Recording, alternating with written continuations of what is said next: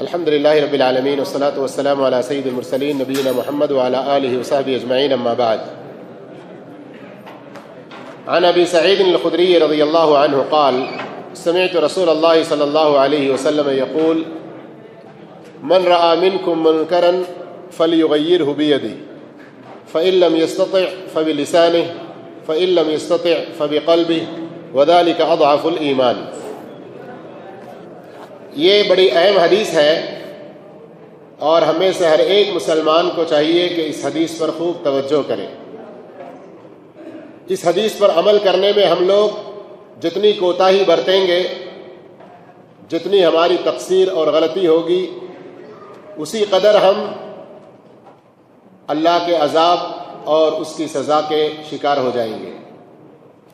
ذرا توجہ فرمائیں حدیث پر. حضرت ابو سعید خدری رضی اللہ تعالیٰ عنہ فرماتے ہیں، نبی کریم صلی اللہ علیہ وسلم کو فرماتے ہوئے میں نے سنا، تم میں سے جو بھی کسی بھی برائی کو دیکھے، من رآ منکم، تم میں سے جو کوئی منکرن، کسی بھی طرح کی برائی کو دیکھا، فلیغیرہ بیدہ، بس اسے چاہیے کہ وہ اپنے ہاتھ سے اس کو بدل دے. فَإِن لَّمْ يَسْتَطِعْ، ہاتھ سے بدلنے کی طاقت نہیں رکھتا، فَبِلِسَانِهِ، تو اپنی زبان سے کہہ کر اس برائی کو بدلنے کی کوشش کرے. فَإِن لَّمْ يَسْتَطِعْ، زبان سے کہنے کی بھی اس کے پاس طاقت نہیں ہے، فَبِقَلْبِهِ، تو وہ اپنے دل سے اس فریضے کو انجام دے. وہ کیسے؟ ابھی آگے بتائیں گے. اب یہ جو دل کے ذریعے اس کو تبدیل کرنے کے بارے میں کہا جا رہا ہے کہ پہلے تو کہا ہاتھ سے بدل دے، اس کی طاقت نہ ہو تو زبان سے بدل دے، اس کی بھی طاقت نہ ہو تو دل سے کہنے کے بعد فرمایا وَذَلِكَ أَضْعَفُ الْإِيمَانِ، یہ ایمان کا آخری ترین درجہ ہے. حدیث کا ترجمہ سن چکے ہیں نا؟ بات واضح ہے کہ ہم میں سے ہر ایک کی ذمہ داری ہے کہ جب بھی ہم کسی برائی کو دیکھیں چپ رہنا ہے. وہاں رہ کر صرف آنکھیں موچ لیں گے تو کافی ہے، وہیں رہ کر صرف کان میں روئی لگا لیں گے تو کافی ہے. ہاں، کیا کرنا ہے؟ 3 درجات ہیں یہ.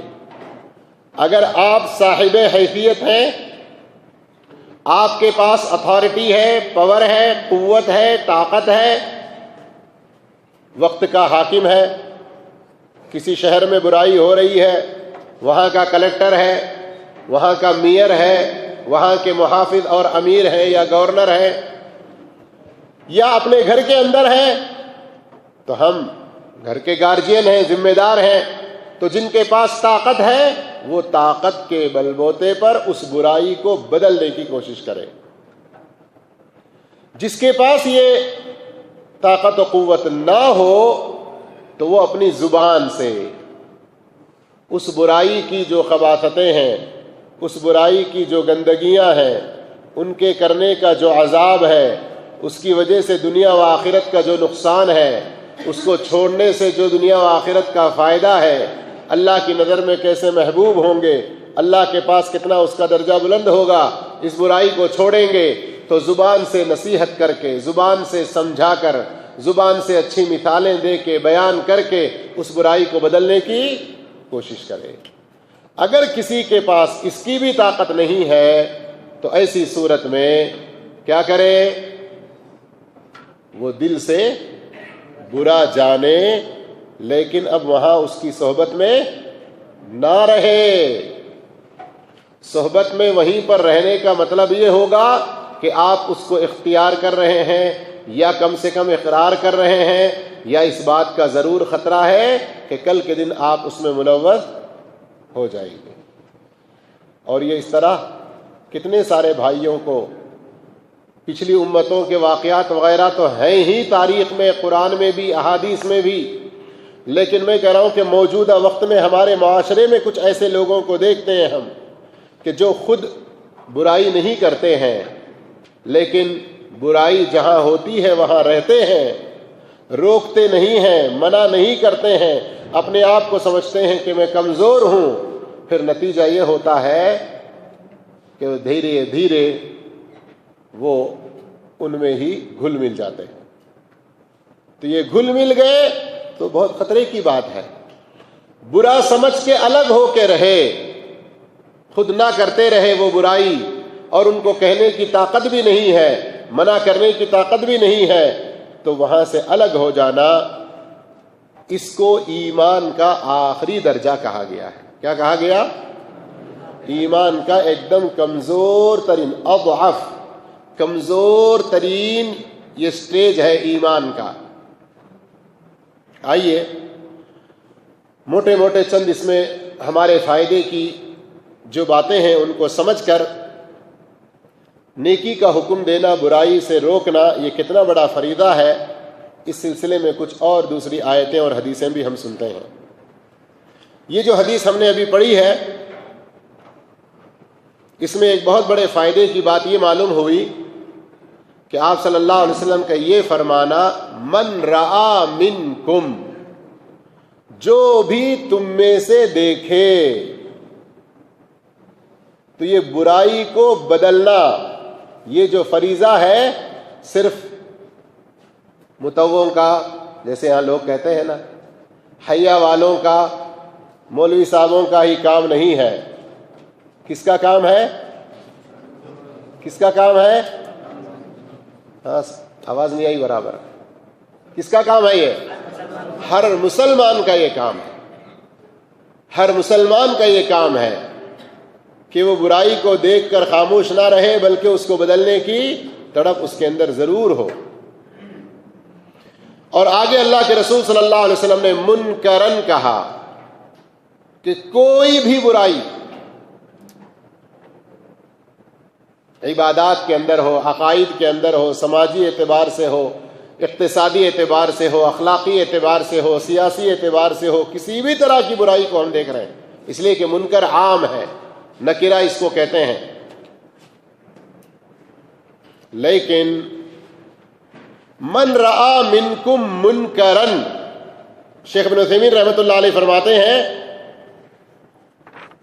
تیسرے ایک فائدے کی بات یہاں پر منکرن جو کہا گیا ہے، تو حقیقت میں وہ منکر ہو۔ نہیں، مجھے تو نہیں معلوم تھا، لیکن میں سمجھتا تھا کہ شاید وہ غلط ہے، خود ہی کم علم ہو، خود ہی بے عمل ہو، بے علم ہو، لیکن کسی کا کرنا اس کو پسند نہیں آ رہا ہے، یا اس کے مخالفین یا جن لوگوں سے اس کو بغض و نفرت ہے، یا جن لوگوں سے اس کو محبت نہیں ہے، ویسے لوگوں کو کچھ کرتے ہوئے دیکھا تو یقیناً یہ لوگ تو کبھی بھی ایسی برائی کرتے رہتے ہیں، ایسا سوچ کر اس نے کوئی روکنے کی قدم اٹھا دی نہ، شریعت کی روشنی میں وہ برائی ہو، حتی تتیقن انہ منکر، منکر کو روکنے والے پر ضروری ہے کہ اس کو اس بات کا علم ہو کہ شریعت کی روشنی میں یہ چیز برائی ہے، غلط ہے۔ سمجھ میں آئی بات؟ زیادہ پیچیدگی تو نہیں ہے اس میں نا، کہ جس چیز کو آپ برا سمجھ کے روک رہے ہیں وہ شریعت کے دائرے میں برائی ہو، صرف آپ کی ناقص سمجھ کے اعتبار سے نہیں۔ ایک اور اس کے اندر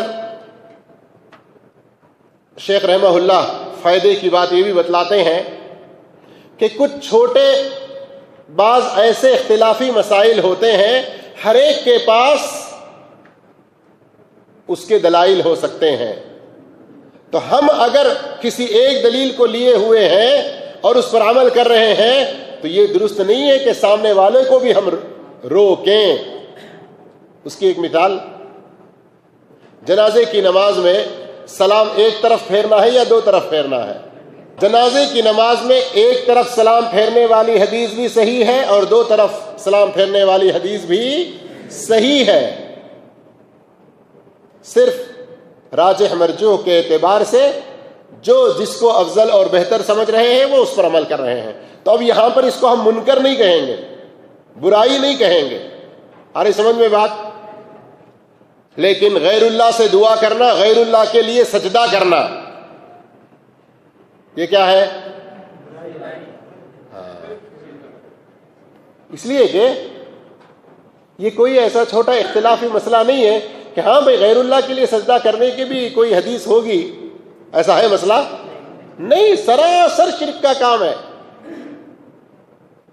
سراسر شرک کا کام ہے۔ تو سمجھانے کے لیے میں نے مثال دی ہے، یہاں مجھے ہمارے معاشرے کی کچھ اور مثالیں بھی یاد آ رہی ہیں، لیکن میں ابھی دینا نہیں چاہتا، اس لیے کہ پرسوں کے درس میں لا ضرر ولا ضرار میں کچھ باتیں گزر چکی ہیں۔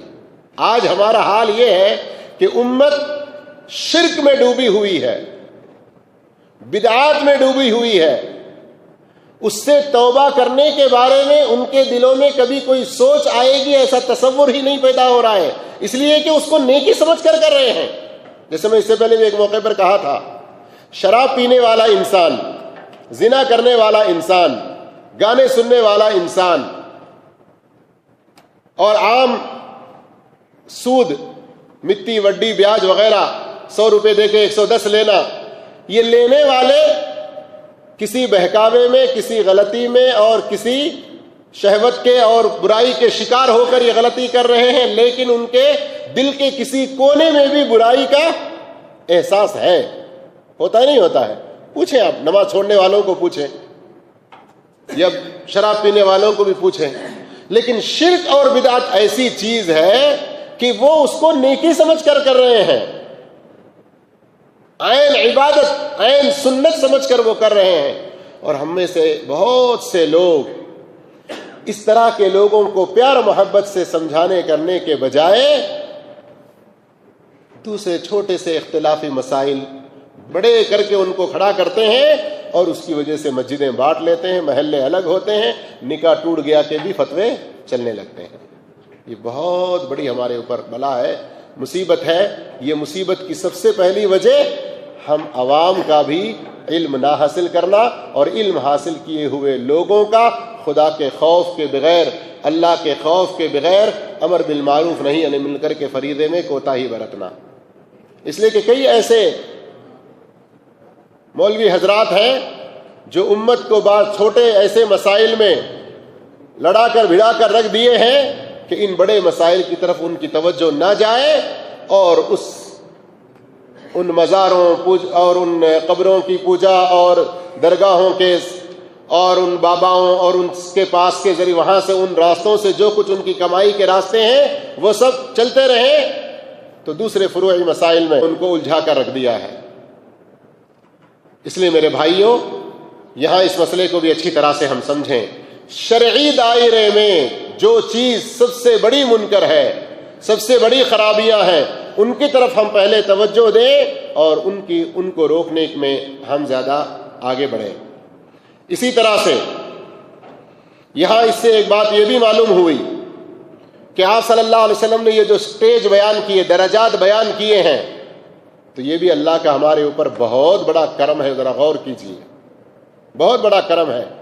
ہر آدمی کے ذمے یہ نہیں لگایا کہ تم کو ہاتھ سے ہی بدلنا ہے، ہر آدمی کے ذمے یہ نہیں لگایا کہ تم کو زبان سے کہہ کر ہی بدلنا ہے، بلکہ جو جس اختیار کے مالک ہوں گے، جو جس پوزیشن والے ہوں گے، وہ اس اعتبار سے کام کریں گے۔ آ رہی سمجھ میں بات؟ اب اس کی چھوٹی سی مثال ہمارے ہندو پاکستان کے اعتبار سے سمجھنے کے لیے میں کہتا ہوں۔ ہم یہاں چھوٹے غریب لوگ بیٹھے رہتے ہیں، ہم ہمارے اپنے نفسوں کی اصلاح نہیں کرتے، ہم ہمارے آپس میں نمازیں چھوٹ رہی ہیں اس کی فکر نہیں کرتے، ہمارا بھائی، ہمارا رشتہ دار ہمارے ساتھ میں کھانے پینے والا شرک کے کاموں میں ہے، اس کی فکر نہیں کرتے، بیٹھے رہتے ہیں تو باتیں کرتے ہیں۔ فلاں جماعت کا وہ امیر کبھی جا کے مودی کو دعوت دیا، فلاں بڑا وہ مولوی جا کر اس کو یہ دعوت دیا، وہ کیا، انگلیاں اٹھا کے بحثیں کرتے ہوئے نام لے کر ہمارا وقت یہاں برباد کر رہے ہوتے ہیں۔ ہم جس دائرے میں جو کام کرنا ہے ہم اس ذمہ داری کو بھول جاتے ہیں، یا بعض دفعہ ایسا ہوتا ہے شہرت کے نام پر یا کسی اور نام پر کوئی آدمی اٹھ کے ایسا کام کرنے کے لیے اپنے آپ کو پیش کرتا ہے جس کا وہ اہل نہیں ہوتا، دوسرے تیسرے دن وہ اندر ہو کے بیچارے اس کے بیوی بچوں کے لیے بیوگی اور یتیمی کا سبب بن جاتا ہے، یا کچھ اور دوسرے اس طرح کی جلد بازی کے قدم اٹھانے لگتے ہیں۔ میرے بھائیوں، دین کے کام بھی، نیکی کے کام بھی سوچ سمجھ کے ساتھ اور ہر ایک کے اس کے دائرے کے اعتبار سے ہمیں کام کرنا چاہیے۔ یہاں اس ملک کے اعتبار سے ہمارے بہت سارے لوگ ہیں، کیا کیا بیٹھے ہوئے بکواسیں کرتے رہتے ہیں، کیا کیا بیٹھے ہوئے اپنے فتوے داغتے رہتے ہیں، لیکن ہمارے دائرے کا ہمارا جو کام ہے ہم اس کو بھول جاتے ہیں۔ ہر ایک کے ذمے کچھ کام ہے، جو جس درجے کا مالک ہے۔ ہم یہاں بیٹھ کر ملک سلمان ایسا کیوں آرڈر دیے ہیں، وہ بڑے مفتی صاحب ایسا کیوں فتویٰ دیے ہیں، ان پہ بحث کرنے کی ہمیں ضرورت نہیں ہے۔ اگر ملک سلمان کچھ غلطی کیے ہیں، بڑے مفتی صاحب کچھ غلطی کیے ہیں، اس لیول کے علماء موجود ہیں، وہ کام کریں گے، ہم ہمارے لیول کا کام کریں۔ یہاں جو اللہ کے رسول نے درجات بتائے ہیں، اس سے اس مسئلے کو سمجھنے کی کوشش کریں۔ ہر جگہ اللہ نے زبان دے دیا ہے کر کے ہم جو بھی چاہیں بات نہ کریں، ہمارے لیے اپنے مصیبتوں کا سبب بنے گا۔ اور اسی طرح سے میرے بھائیوں، یہاں ایک اور بڑی اہم بات ہم کو معلوم ہوتی ہے، وہ کیا؟ آپ صلی اللہ علیہ وسلم نے ان درجات کو ذکر کرنے کے بعد کیا کہا؟ دل میں اس چیز کو برا سمجھ کے اس سے الگ ہونا، یہ کس چیز کا آخری درجہ؟ کس کا؟ ایمان کا۔ اس سے کیا پتا چلا؟ برائی سے روکنا یہ بھی ایمان کا حصہ ہے۔ ہمارے بہت سارے لوگ کہتے ہیں ارے مجھے اپنے ایمان کی بس فکر ہے، کون کیا کر رہا ہے مجھے کیا کرنا ہے۔ کہتے ہیں، کچھ لوگ نہیں کہتے ہیں، جائے بھاڑ میں جو اپنا جو کرے، میں جا کے ان کے سامنے زبان کھول کے ان کو کسی برائی سے روک کے میں کیوں برا ہوں، میرا اپنا ایمان ٹھیک ہے۔ ٹھیک ہے کہاں ٹھیک ہے؟ اس حدیث کو سمجھو ذرا۔ اگر برائی سے نہیں روکتے ہیں آپ طاقت رکھنے کے باوجود، اگر آپ برائی سے نہیں روکتے زبان سے کہہ کر، تو آپ کا ایمان، میں نہیں کہوں گا، حدیث آپ سن رہے ہیں۔ تو ہم جو اپنے آپ ایمان کے بڑے دعوے دار بنتے ہیں، نہ نیکی کا حکم دیتے ہیں، نہ برائی سے روکتے ہیں، میرے بھائیو بہت بڑی آفت ہے۔ قرآن مجید میں اللہ رب العالمین نے امر بالمعروف نہی عن المنکر کے بہت بڑے فضائل ذکر کیے ہیں، وقت نہیں ہے ان سب چیزوں کو ذکر کرنے کا، لیکن ایک آخری بات آپ کو سنا کے کہ اگر کوئی آدمی ان 3 درجوں میں سے کسی بھی درجے میں برائی کو روکنے کی طاقت رکھتا ہے، لیکن اگر نہیں روکتا، تو اللہ کے رسول صلی اللہ علیہ وسلم کی 2 الگ الگ حدیثیں ہیں۔ ایک حدیث میں آپ صلی اللہ علیہ وسلم فرماتے ہیں کہ جب اللہ رب العالمین اپنے عذاب کو ان پر مسلط کرے گا، تو اس وقت جو برائی خود تو نہیں کرتے تھے لیکن برائی سے روکتے بھی نہیں تھے، وہ بھی اس عذاب میں گرفتار ہو جائیں گے۔ اور دوسری حدیث سے پتہ چلتا ہے کہ عذاب جب اللہ کا آ جائے گا، اب اپنے آپ کو کتنا اچھا اللہ کے ولی، اللہ کے خاص لوگ سمجھنے والے بھی دعائیں کرتے رہیں گے، فلا یستجاب لکم، اس وقت تمہاری دعائیں قبول نہیں ہوں گی، اس لیے کہ برائی سے روکنے کا جو بہت بڑا فریضہ ہے اس کو تم انجام نہیں دے رہے ہو، اس لیے اس کی سزا کے طور پر اللہ رب العالمین نہ تمہارے اوپر آئے ہوئے عذاب کو ہٹا رہا ہے، نہ تمہاری دعاؤں کو قبول کر رہا ہے۔ تو یہ کتنا بڑا اور ہمارے لیے وبال ہے، کتنی بڑی اور مصیبت ہے، آپ اندازہ لگا سکتے ہیں۔ انشاءاللہ آج سے ہم اپنے دائرے کار میں اپنی طاقتور برائی کو روکیں گے انشاءاللہ۔ اللہ ہم سب کو نیک توفیق دے، نیکی سے محبت کرنے کی توفیق دے، نیکی کی طرف بلانے کی توفیق دے۔ اللہ برائی سے نفرت ہمارے اندر پیدا کر دے اور برائی سے روکنے کی توفیق عطا فرمائے۔ سبحانک اللہم و بحمدک، اشہد ان لا الہ الا انت، استغفرک و اتوب الیک۔